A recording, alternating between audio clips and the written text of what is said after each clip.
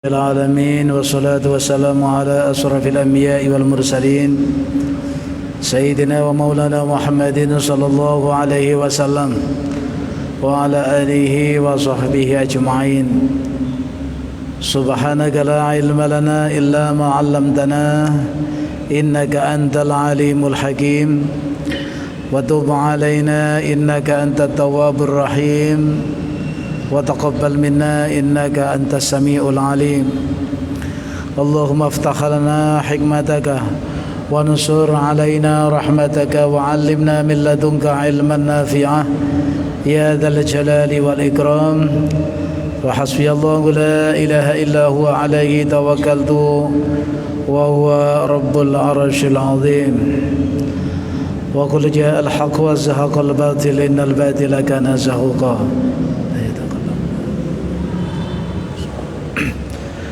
Para bapak, para ibu, para jamaah Masjid Rawdatul Hikmah sedaya ingkang sangat kula mulyakaken. Alhamdulillah pada sonten menika kula panjenengan saya pinaringan sehat walafiat dalam rangka ngelanjutaken ikhtiar kula panjenengan saya ngisi kehidupan kula panjenengan saya dengan hal-hal ingkang diridhoi kan Allah Subhanahu wa taala wonten di alam dunya niki dalam rangka memberikan sebuah tanggung jawab kula panjenengan saya dumateng Allah Subhanahu wa taala ingkang sampun paring nikmat rahmat maunalan sebagainya dumateng kula panjenengan saya. Kula panjenengan saya namung mensyukuri nikmat-nikmat niku dengan bentuk kita ucapaken dengan lisan arupi bacaan alhamdulillahirabbil alamin. Dilanjutaken kita masukaken wonten manah ati kula panjenengan saya dalam bentuk keyakinan ingkang kuat inggih menika syukur bil qalbi, ya, syukur dengan hati atau dimasukkan dalam hati, dan kita wujudakan yang terakhir dengan bentuk asyukru bil jawarih, yaitu syukur dengan mempergunakan seluruh anggota tubuh kula panjenengan saya kita tunjukkan dumateng Allah Subhanahu wa taala. Mugi-mugi kula panjenengan saya dalam mensyukuri nikmatipun Allah Subhanahu wa taala senantiasa mendatangkan pertolongan saking Allah Subhanahu wa taala sehingga kula panjenengan saya dalam mensyukuri niki tidak salah jalan, tetapi sesuai dengan arahan Allah Subhanahu wa taala, sesuai kalian kula panjenengan saya nyuwun minimal 17 kali kula panjenengan saya niki nyuwun dumateng Allah Subhanahu wa taala dalam surat Al-Fatihah ingkang panjenengan lan kula panjenengan waos ketika salat minimal itu 17 kali ihdinas siratal mustaqim. Ya Allah panjenengan tetahaken tunjukaken kula dumateng sirat suatu jalan mustaqim yang lurus. Gini ku siratal ladzina an'amta alaihim, jalan yang panjenengan paringaken dumateng tiang-tiang ingkang panjenengan paringi nikmat, waladhdallin, dan sanes jalan ingkang tiang-tiang ingkang panjenengan murkai utawi wong kang sing kesasar. Niki para rawuh panjenengan kula panjenengan saya niki dalam bersyukur dengan 3 bentuk syukur ingkang kula panjenengan usahaken niki tujuan kula panjenengan saya syukur niki di bawah bimbingan Allah Subhanahu wa taala, bukan syukur ingkang dalam bimbingan nafsu kula panjenengan saya. Karena menika kula panjenengan saya harus melumpuhkan nafsu ini dengan cara apapun. Tapi ada satu cara yang paling efektif, cara ingkang dipilihaken kalian Allah Subhanahu wa taala karena sudah dites kalian Allah Subhanahu wa taala untuk melumpuhkan nafsu kula panjenengan saya hanya satu, yaitu dengan berpuasa. Karena dengan puasa inilah nafsu kula panjenengan saya saged kula panjenengan rem, saged kula panjenengan arahaken, saged kula panjenengan saya bimbing menuju jalani ampun Allah Subhanahu wa taala. Sesuai kalian donga kula panjenengan saya ayyatuhan nafsul mutmainnah wahai nafsu yang tenang, yang mutmainnah, irji'i, kembalilah kalian wahai nafsu, ila rabbiki, kepada Tuhanmu, radiyatan mardiyah, yaitu Tuhan yang berikan ridho kepada kamu. Karena nafsu niki penting kangge kula jenengan saya. Kula jenengan saya diberi nafsu niku, lek kula panjenengan saya mampu mengatur nafsu niki, maka nafsu itu akan mengajak kula panjenengan saya menuju ridhonipun Allah. Tapi kalau jenengan saya mbok pilih nafsu niki kalah kula panjenengan saya dengan nafsu itu, maka kita akan terjerumus dan terbawa kepada malapetaka yang akhirnya nafsu akan menyeret kula panjenengan saya kepada murkanya Allah Subhanahu wa taala. Naudzubillah min dzalik. Kula jenengan saya sampun melihat di hadis qudsi para rawuh, dan diuji kalian Allah Subhanahu wa taala, dan ujian tes Allah niku untuk melumpuhkan nafsu niku melampaui beberapa waktu, bukan tahunan 1, 2, 3 tahun, tapi ratusan tahun sebelum manusia dijadikan. Karena nafsu ini akan ditaruh di manusia, ya. Ketika Allah menciptakan akal, monggo ditingali dengan hadis qudsi. Hadisnya panjang, secara singkat mawon karena waktu sangat tidak menentukan. Ketika Allah menjadikan akal ditanya kalian Allah Subhanahu wa taala, ya akal, man ana wa man anta. Wahai akal, dan akal ini salah satu hal yang nanti dititipkan kepada manusia. Akal menjawab, ana abduka, kula niki hamba panjenengan yang harus taat tunduk kepada panjenengan. Wa anta rabbi, dan engkau adalah Tuhan yang menciptakan aku dan yang harus aku taati. Niku akal. Bagus kamu akal. Ya, pun sudah. Kemudian Allah menciptakan nafsu. Ketika Allah menciptakan nafsu, langsung dipanggil oleh Allah. Ya nafsu akbil. Nafsu mboten ngereken. Wahai nafsu, menghadap saya. Nafsu mboten mau menghadap, tapi dia mungkuri Allah. Ini adalah bentuk dari sifat kemungkaran daripada nafsu. Awal penciptaannya sudah seperti itu. Yeah. Sampai dipanggil 3 kali mboten purun noleh.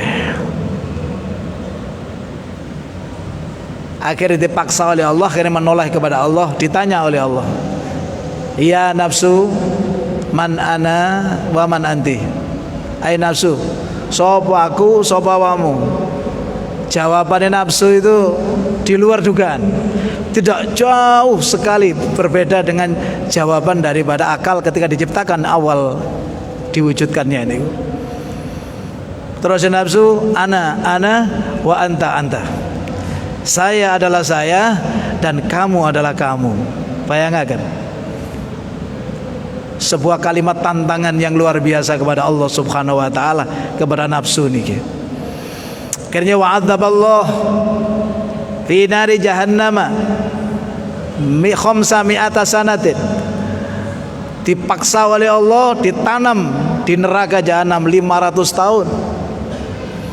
500 tahun berlalu, dibakar di api neraka niki, dihadapkan kepada Allah Subhanahu wa taala.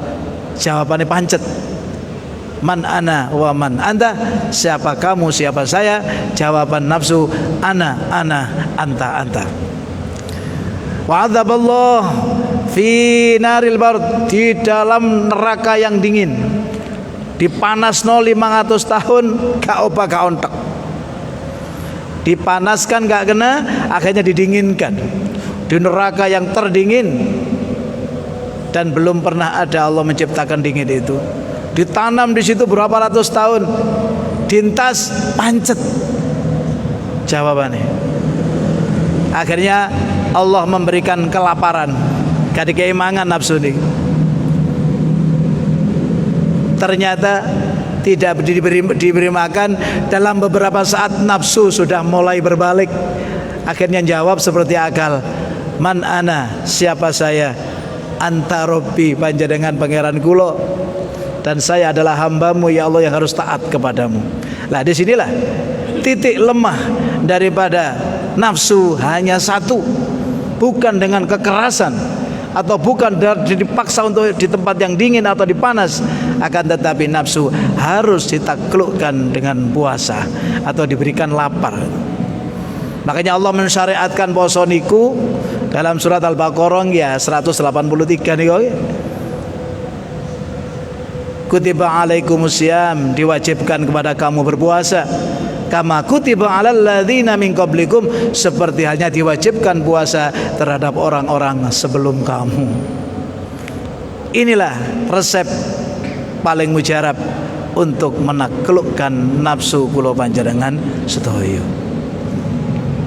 Dengan waktu yang singkat, gak cukup, gak usah tak bertahun-tahun, cukup 1 bulan nafsu akan kita taklukkan. Untuk menuju nafsu itu takluk, tentu saja nafsu itu dikemas dalam wadah seseorang yang mempunyai nafsu itu. Siapa yang mempunyai nafsu itu? Ternyata yang dipanggil, yang dipilih oleh Allah Subhanahu wa taala, orang yang mempunyai nafsu dalam bentuk keimanan yang kuat. Makanya dipanggil oleh Allah, ya ayyuhalladzina amanu, hai orang-orang yang beriman. Karena iman ini panggilan yang mujarab untuk menaklukkan nafsu. Karena seumpama orang Islam saja nggih, memaksa diri untuk melakukan puasa ya tidak kuat. Karena undangannya itu adalah orang-orang yang beriman.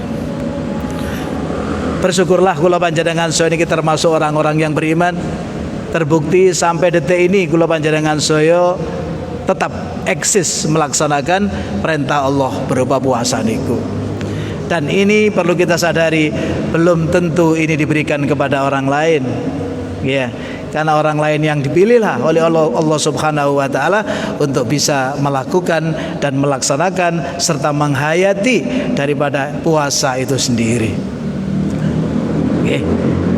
Rawuh para sedherek ingkang kula mulyakaken, kelantan menika monggo di akhir-akhir 10 akhir niki kula panjenengan saya monggo kita tambahi kebaikan kula panjenengan saya dalam rangka mencari ridha Allah Subhanahu wa taala. Di sisi lain kula panjenengan saya minta kepada Allah untuk nafsu yang diberikan, dititipkan kepada kita sebagai manusia, sebagai orang yang beriman niki, muga-muga kula panjenengan saya berhasil kita tata nafsu itu, kita ajak nafsu itu menuju nafsu yang mutmainnah, menuju nafsu yang diridhai oleh Allah Subhanahu wa taala dalam bentuk tingkah dan laku kita bersama.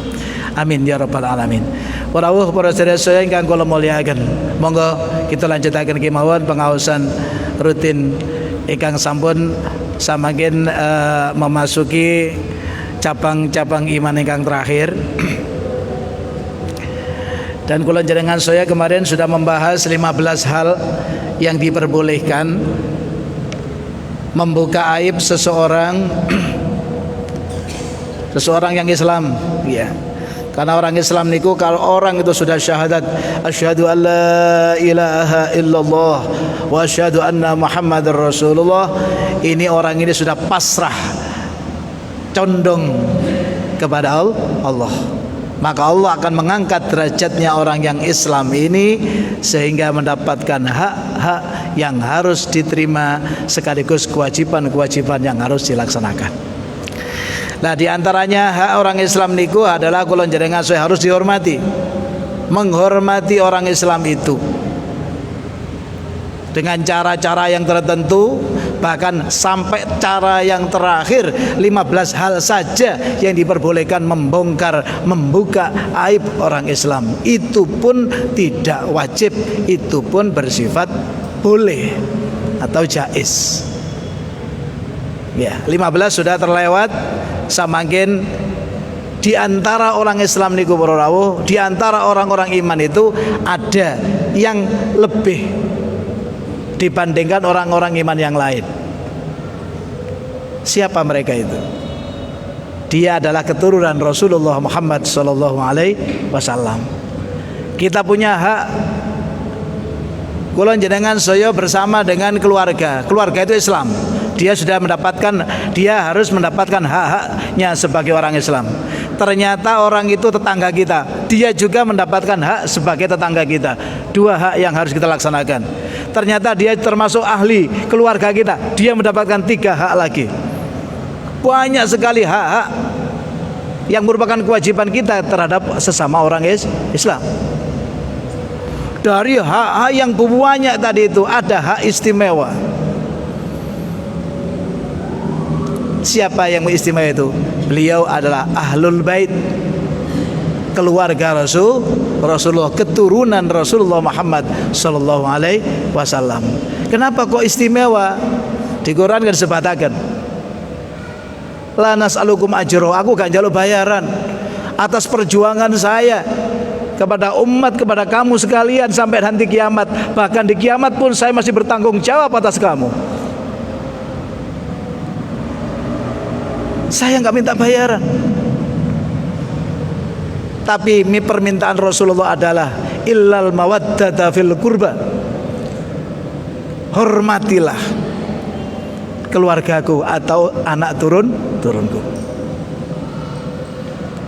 Nah, di sini juga termasuk dalam bab niki.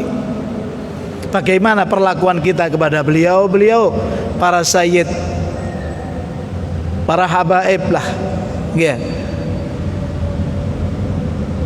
Pada syarif lah, dulu itu syarif kali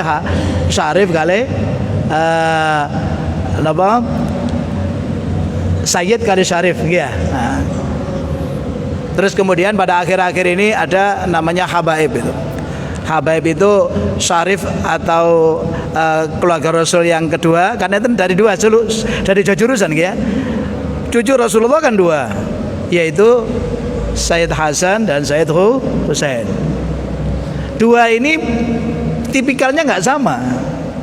Makanya untuk Sayyid Hasan itu ada sebutannya sendiri keturunannya, diantara syarif dan lewetok syarifah, lewetok lelanang syarif. Keturunan yang lain adalah Sayyid dan Sayyidah. Nah ini, ya, kehati-hatian di situ, karena Rasulullah di Quran sudah mengatakan begitu. Berarti ada keistimewaan. Podo-podo anake menungso, podo-podo anake Nabi Adam, turunan Rasulullah beda. Ya, podo-podo watu, Pak. Watu niku podo-podo watu loh, kerikil niku podo-podo kerikil. Ada yang berharga. Memang dari sononya yang berharga. Ya, watu sampean gledakaken di mriku gak berharga ya dadi koral, digawe ngecor. Tapi ada batu yang khusus, batu pualam atau batu berharga, lele batu akik lah, ada harganya. Sampean dodol watu koral sak truk ya 1 juta. Coba sampean jual batu permata seujung kuku saja atau sejari ini saja, itu harganya sampai miliaran. Kenapa? Karena memang mutu dari batu itu. Lah, keturunan Rasulullah Muhammad SAW adalah batu-batu emas ini, batu-batu berharga ini. Nah, makanya enten pembahasan sedikit niki ya. Monggo kita pahami bersama-sama. Bismillahirrahmanirrahim. Wa qala Ibnul Arabi. Ngendika sapa Syekh Ibnul Arabi? Syekh Ibnul Arabi itu ngeten. Yambaghi likulli muslimin, prayoga niku sebaiknya, tidak seharusnya ngoten ya, sebaiknya likulli muslimin kaduwe saben-saben wong Islam iku ayak kita yen to yakin sapa muslim anna jami'a ma sak temene kabeh barang yasduru kang metu apa min ahlil bait, saking ahli bait, maksudnya keturunan Rasulullah iku qad afa, wis teman-teman di sepuro ngapura sapa Allah anhum saking ahlul bait. Kita sebagai orang Islam menurut Ibnul Arabi itu harus paling tidak hati ini meyakini bahwa semua yang keluar dari ahlul bait keturunan Rasulullah apabila itu salah sudah diampuni oleh Allah Subhanahu wa taala. Kenapa seperti ini? Karena Rasulullah sendiri sampun minta dumateng kula jenengan sedaya. Aku gak njaluk apa-apa, gak njaluk bayaran. Tapi tolong anak turunku hormatono. Nggih. Loh, berarti Rasulullah itu juga nangis kepada Allah tentang keluarganya. Ditangisi. Ya. Pun sami loh Pak, bahasanya seperti Nabi Nuh itu kan, woi pun Nabi tapi anaknya seperti itu. Ya juga gak selamat. Beda, Nabi Nuh itu beda dengan Rasulullah Muhammad sallallahu alaihi wasallam. Al-Qur'an seperti itu kok bilangnya. Laisa min ahlik, no, itu tuh ahlimu. Innahum ghairu sholih, dia itu tidak baik. Yo. Niki ada sebagian orang yang anti terhadap hal-hal ini, mencari kambing hitam keluarga Rasulullah untuk dibuat alat untuk menjelek-jelekan atau menjauhkan umat ini kepada keturunan Rasulullah. Ada sekarang banyak, gak ada lagi banyak. Nah makanya Ibnu Arabi mengatakan opo sing dilakoni paribasano salah teko keturunan Rasulullah, anggap saja itu sudah diampuni oleh Allah Subhanahu wa taala. Kalau dijamin nang Kanjeng Nabi bisa. Adalah tentang kesalahannya dan sebagainya itu paribasan salah, ya. Memang ada sih sing betul-betul kata salah. Ya wis gak usah ditiru, tapi kita wajib menghormati itu, wajib. Jangan sampai melecehkan. Ya. Ya diturut, apa namanya dihormati, tapi gak usah diikuti. Jadi menghormati belum tentu mengikuti. Lah wis pancene uswah hasanah contohnya persis seperti Rasulullah, ya harus kita ikuti dan juga harus kita hormati dan juga harus kita ikuti.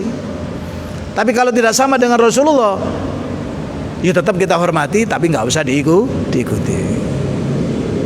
Niki yang menjadi patokan kula panjenengan saya. Mereka ini kula panjenengan saya orang ahlu sunnah wal jamaah.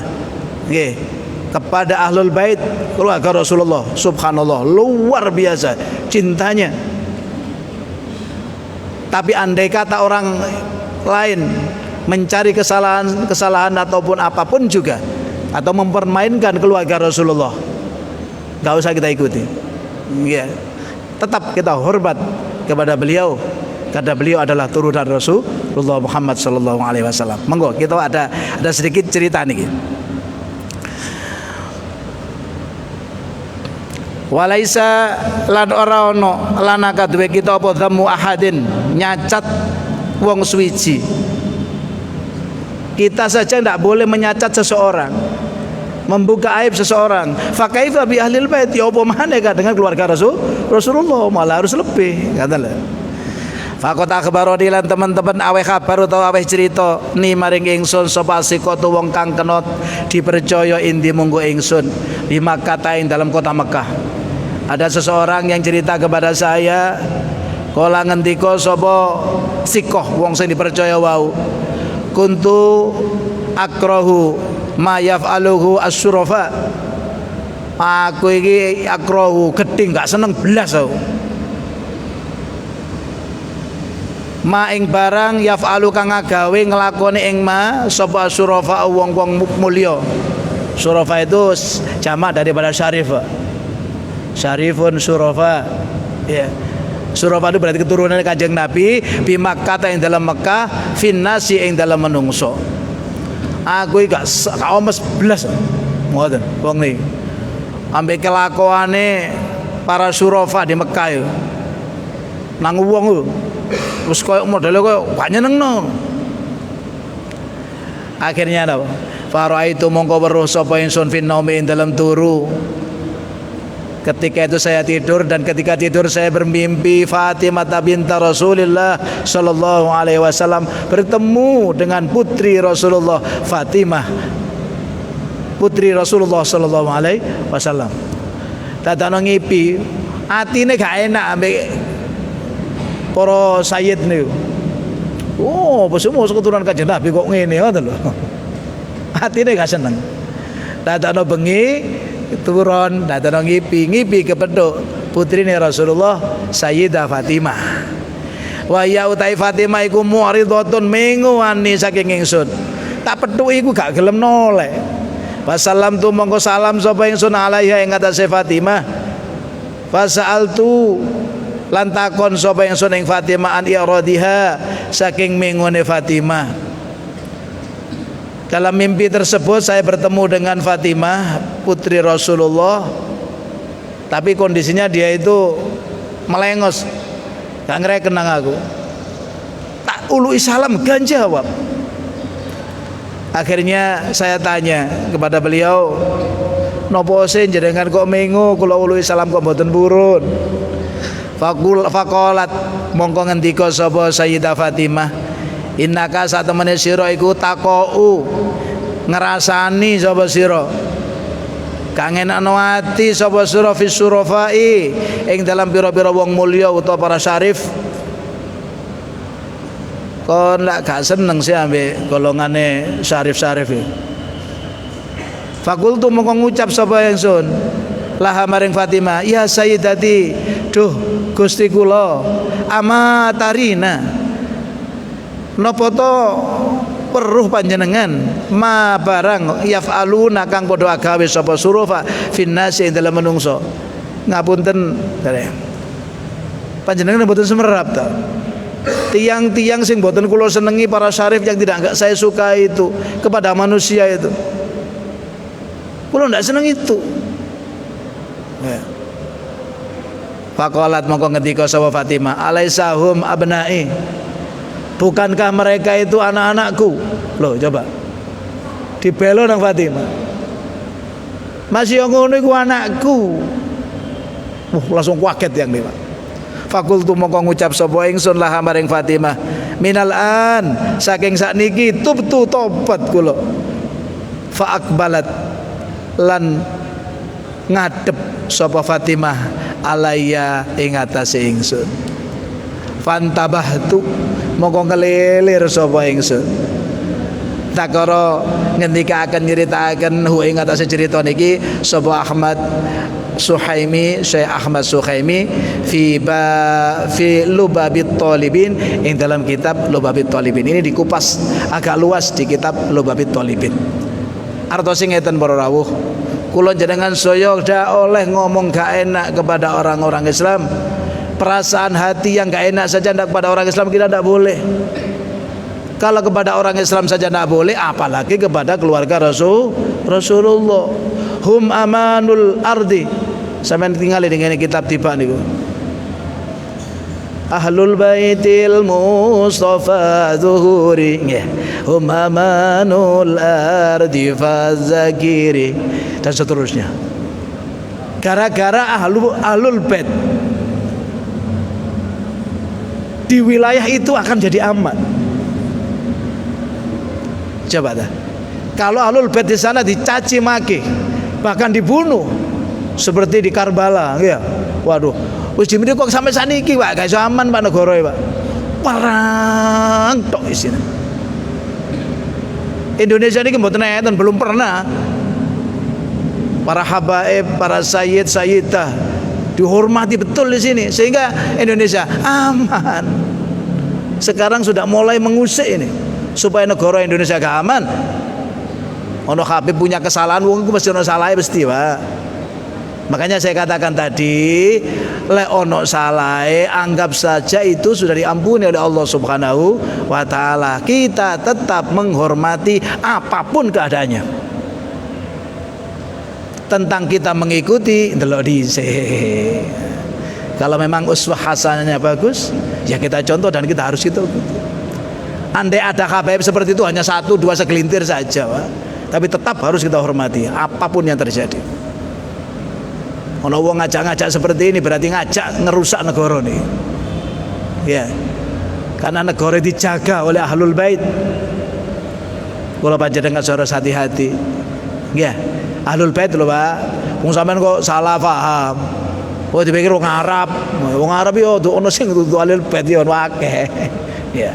Kalau sudah bilang ahlul bait hati-hati. Hati-hati. Ben. Arab ngoten nggih ono sing atuh ahlul bait, Pak. Memang Rasulullah dari Arab, tapi setiap orang Arab belum tentu Ahlul Bait. Ahlul Bait adalah turunan Rasulullah Muhammad sallallahu alaihi wasallam dari jurusan Bani Hashim. Ya. Tapi intine turunan teko Nabi Muhammad nanggene Fatimah, mudhun nanggene Sayyidah Hasan dan Husain sampai ke bawah niki mbun. Dan beliau ini adalah pelindung kita bersama. Jenenge sampean tingali golongane para habaib niku jenenge Al-Atos ya, betul. Al-Atos apa Atos? Atsun niku waing, Mbak. Artinya waing itu mengeluarkan kotoran dari hidung, lubang hidung kula panjenengan saya. Beliau itu siap berjibaku untuk mengeluarkan kotoran manusia. Ya apa carane? Sampe tinggal habaib ceritane, masyaallah. Ana as-saqaf. As-saqaf niku napa? Saqaf niku sakfun. Sakfun niku adalah atap. Atap itu pelindung sesuatu yang ada di dalam rumah. Ono sing atof, al-atos ya. Anu macam-macam niku nggih. Niku semuanya itu gambaran daripada perilaku keturunan beliau. Coba keturunan beliau itu dibunuh, Pak, diracun, Pak. Tidak dendam.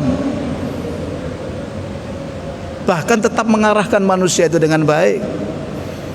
Makanya wajar kula panjenengan sudah diperintah untuk menghormati beliau apapun keadaannya. Iki kata ceritane koyo ngeten niki. Nggih, apa basa ono berita koyo ngene besar-besarkan ini keluarga Rasul dan sebagainya. Loh, hati-hati nggih. Ya wis, panjenengan ngono Pak Basan betul memang begitu. Tetap kita menghormati tapi enggak usah kita ikuti. Ngaten nggih. Atas inti kula panjenengan saya dari kesemua yang bahasan di cabang iman sing 60 niki, kula panjenengan saya lebih memahami lagi arti daripada penghormatan kepada sesama muslim, apalagi menghormati keluarga cucu Rasulullah Muhammad sallallahu alaihi wasallam. Mugi-mugi kula panjenengan saya mendapatkan syafaat saking Kanjeng Rasul Muhammad sallallahu alaihi wasallam dengan kula panjenengan saya menghormati keturunan beliau dan termasuk ahli Rasulullah. Termasuk ahli Rasulullah adalah saya mengatakan adalah orang-orang Islam ini juga ahli Rasulullah karena mengikuti jejak lampah dari Rasulullah Muhammad sallallahu alaihi wasallam. Amin ya rabbal alamin. Allahumma shalli wa sallim wa barik ala sayyidina Muhammad walhamdulillahi rabbil alamin. Hamdan syakirin hamdan naimin hamdan yu'afi ni'amahu wa fi majidah. Ya rabbana lakal hamdu kama yanbaghi li jalali karim azim sultanik. Ya hayyu ya qayyum ahyi qulubana wa aslih sanana kulla wa takilna an nafsi tarfat ain bi rahmatika ya arhamar rahimin. Rabbana atina fid dunya hasanah fil akhirati hasanah wa qina adzabannar. Sallallahu alaihi wasallam Muhammad walhamdulillahi